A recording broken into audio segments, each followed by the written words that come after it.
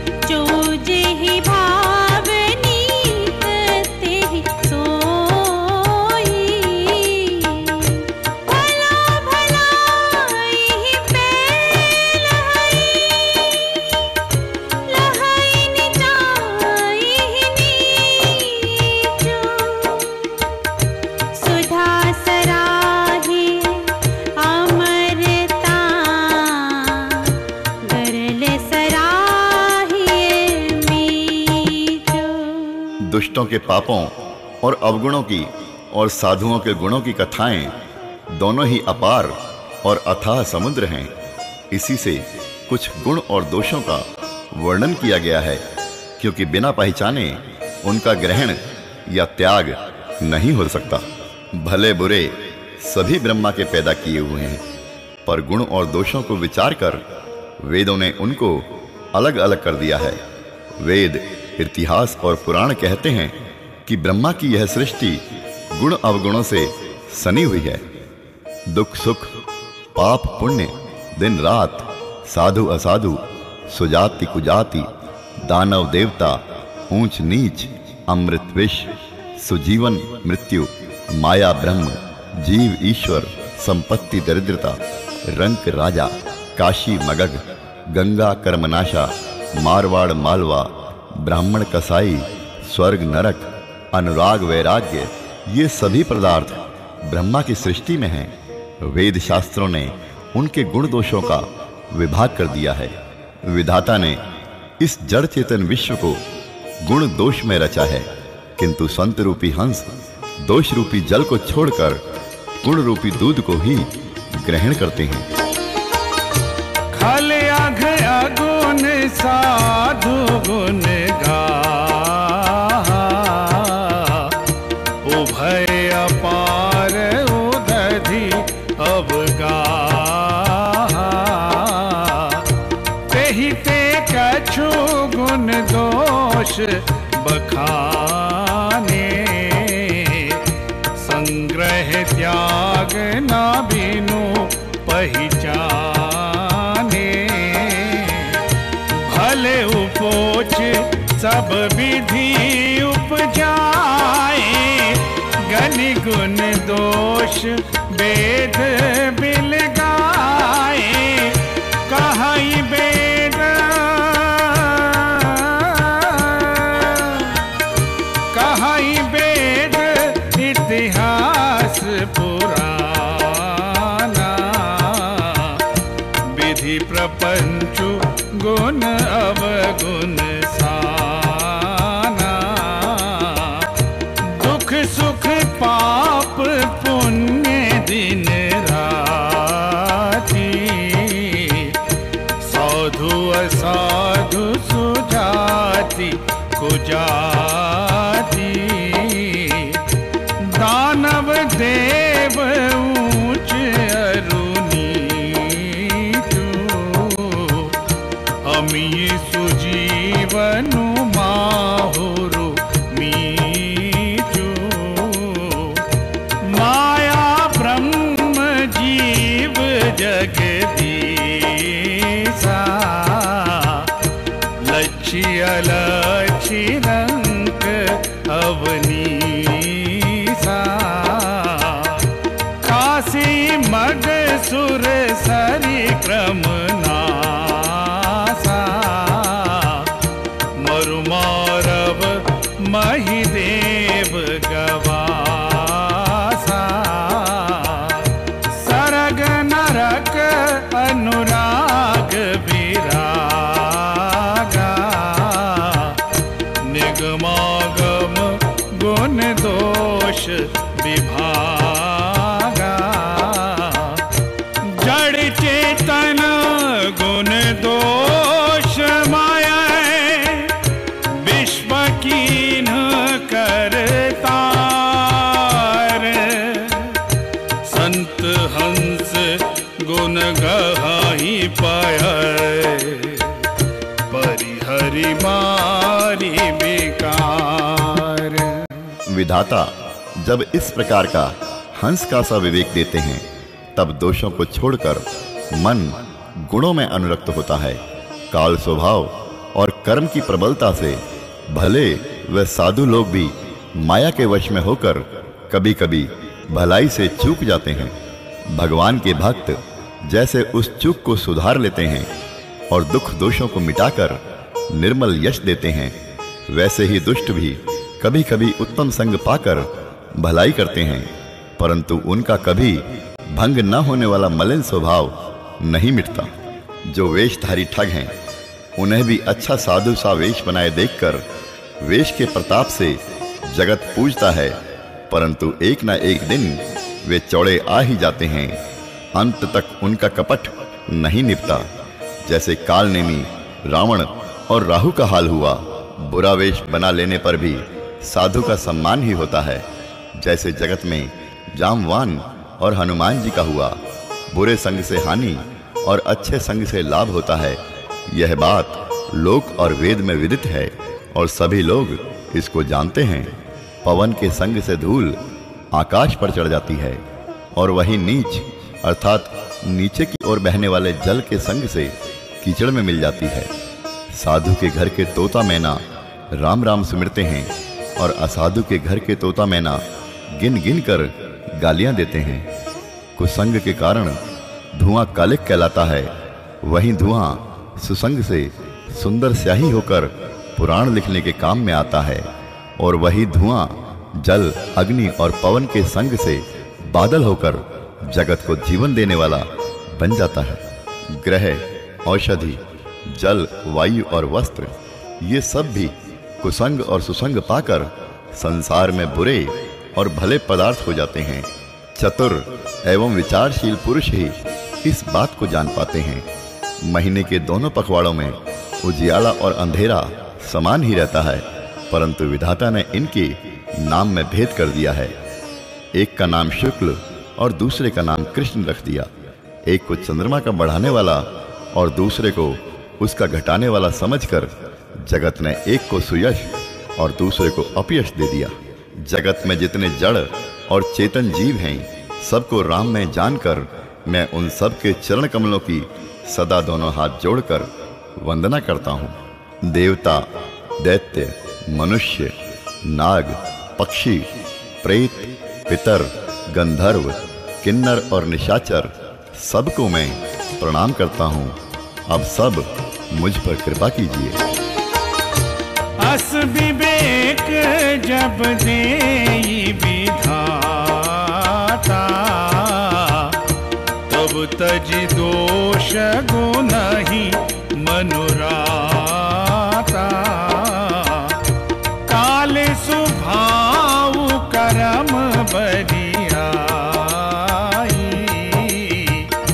भले प्रकृति बस चुकाई भलाई। सो सुधारी हरिजन जी मिले ही, दलि दुख दोष विमल जसु देहि। खलउ कराही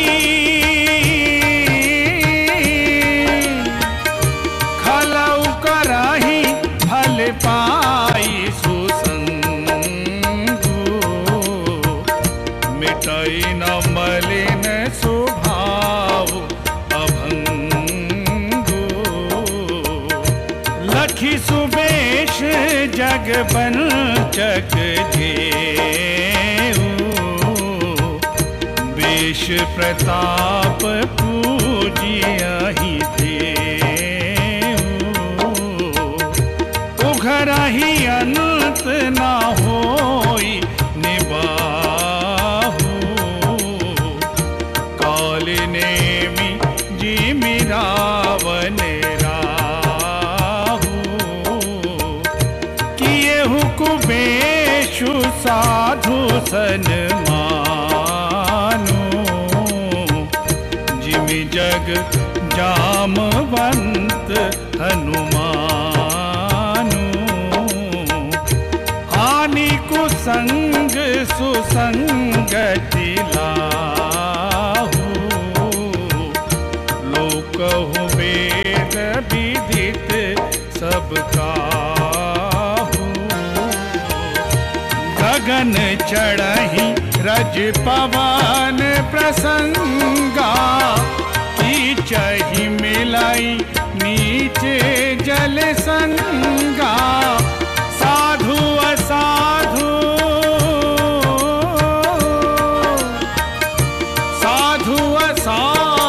सदन सुख सारी। सुमिरहि राम देहि गनिगारी, धूम कुसंगति कारिख होई। लखिए पुराण मंजू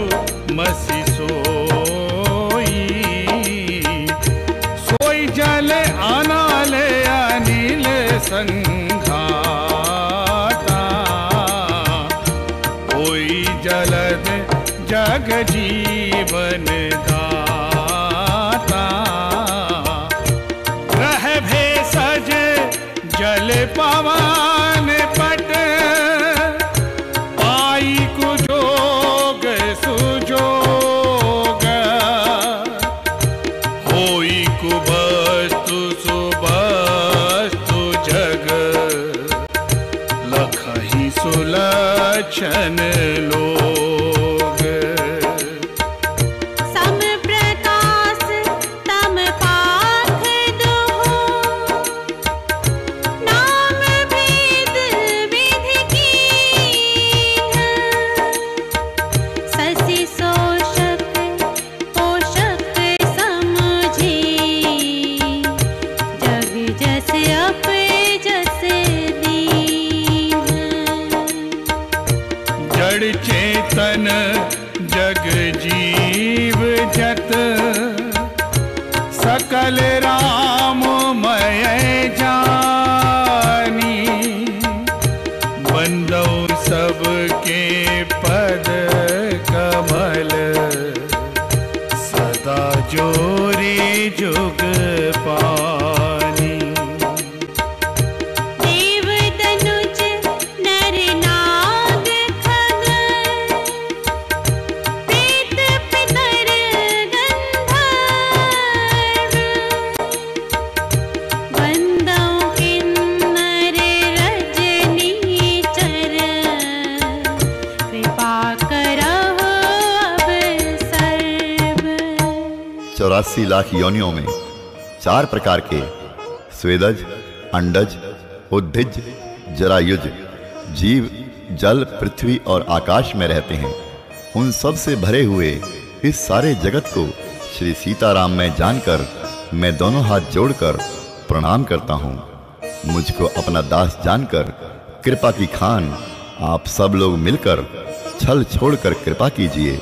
मुझे अपने बुद्धि बल का भरोसा नहीं है, इसीलिए मैं सबसे विनती करता हूँ। मैं श्री रघुनाथ जी के गुणों का वर्णन करना चाहता हूँ, परंतु मेरी बुद्धि छोटी है और श्री राम जी का चरित्र अथाह है। इसके लिए मुझे उपाय का एक भी अंग अर्थात कुछ लेश मात्र भी उपाय नहीं सूझता। मेरे मन और बुद्धि कंगाल हैं, किंतु मनोरथ राजा है। मेरी बुद्धि तो अत्यंत नीची है और चाह बड़ी ऊंची है। चाह तो अमृत पाने की है, पर जगत में जुड़ती छाछ भी नहीं है। सज्जन मेरी ठिठाई को क्षमा करेंगे और मेरे बाल वचनों को मन लगाकर प्रेम पूर्वक सुनेंगे। जैसे बालक जब तोतले वचन बोलता है तो उसके माता पिता उन्हें प्रसन्न मन से सुनते हैं, किंतु क्रूर, कुटिल और बुरे विचार वाले लोग जो दूसरों के दोषों को ही भूषण रूप से धारण किए रहते हैं, अर्थात जिन्हें पराये दोष ही प्यारे लगते हैं, वे सभी मेरे ऊपर हंसेंगे। रसीली हो या अत्यंत फीकी, अपनी कविता किसे अच्छी नहीं लगती, किंतु जो दूसरे की रचना को सुनकर हर्षित होते हैं, ऐसे उत्तम पुरुष जगत में बहुत नहीं है। हे भाई, जगत में तालाबों और नदियों के समान मनुष्य ही अधिक हैं, जो जल पाकर अपनी ही बाढ़ से बढ़ते हैं, अर्थात अपनी ही उन्नति से प्रसन्न होते हैं।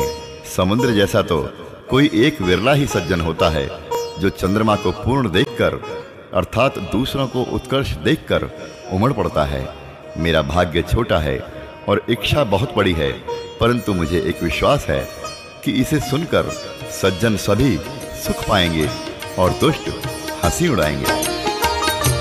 आकर 4,84,000 ज्योति जीव जल थल नभवासी। सिय राम मैं सब जग जानी, करऊं प्रणाम जोरी जुग पानी। जानी कृपा कर किंकर मोहु, सब मिली करहूं छाड़ी छल छोहू। निज बुद्धि बल